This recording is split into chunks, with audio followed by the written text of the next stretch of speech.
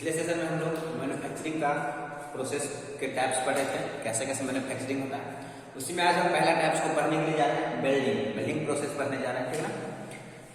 Welding क्या होता है आप देखते होंगे। वेल्डिंग बोले हैं तो आप लोग के माइंड में आ गया होगा जो लोहा मेटल जोड़ता है वही वेल्डिंग होता है। नहीं, लेकिन वेल्डिंग बहुत तरीका से होता है। मेटल में मेटल जुड़ता है, मेटल में नॉन मेटल भी जुड़ता है और नॉन मेटल में नॉन मेटल भी जुड़ता है। यही वेल्डिंग प्रोसेस कहलाता है।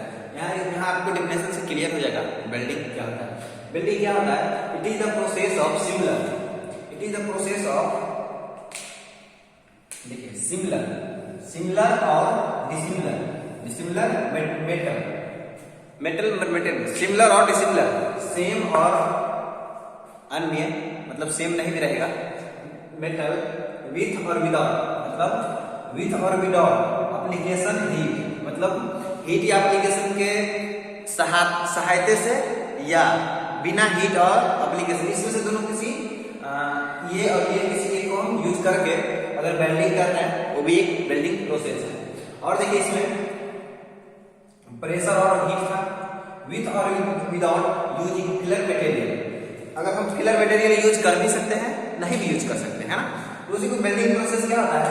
एक वेल्डिंग एक परमानेंट जॉइंट है, वेल्डिंग एक परमानेंट जॉइंट है जो सिमिलर और डिसिमिलर मटेरियल को विथ और विदाउट हीट और एप्लीकेशन ऑफ लोड, मतलब pressure, application of load equal to pressure के मदद से हम उसमें फिलर और यूज करके या बिना फिलर और यूज किए हुए अगर हम कोई चीज को वेल्डिंग कर रहे हैं तो मेरा क्या होता है? वेल्डिंग प्रोसेस होता है। जैसे कि आप देखते होंगे आपके घर में नाइफ होगा, चाकू में जो है जो उसका डंडा जो होगा प्लास्टिक का होगा और आगे जो होगा वो स्टील का होगा, है ना।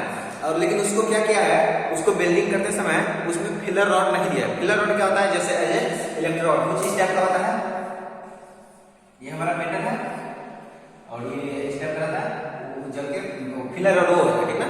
लेकिन उसमें हम लोग जो चाकू रहता है, चाकू में फिलर रॉड यूज नहीं करते, डायरेक्ट क्या करते हैं, मेटल को हीट करते हैं, प्लास्टिक को कोल्ड करते हैं, उसमें प्रेशर देते हैं, एक दूसरे में इंटरसेक्ट हो जाता है, बस पेनिट्रेट होकर बस वो फिर उसको रूम टेम्परेचर पे ठंडा कर देते हैं, बस वो उसमें जुड़ जाता है, वो वेल्डिंग होती है, ठीक ना। फिर आता है सिमिलर मटेरियल होता है, लोहा में जोड़ते हैं, उसमें हम फिलर रॉड यूज करते हैं और बिना फिलर रॉड का यूज करते हैं मेल्टिंग प्रोसेस करके, वो भी हो गया। उसमें भी प्रेशर से ही आप लोग देखते होंगे, प्रेशर अगर हार्ड प्रेशर से इसको ऐसे घुमाएंगे तो बीच में चिंगारी होकर दोनों हीट हो जाएगा, फिर दोनों सट जाएगा, ये भी देखे होंगे। वही हो गया वेल्डिंग। वेल्डिंग का एडवांटेज क्या है?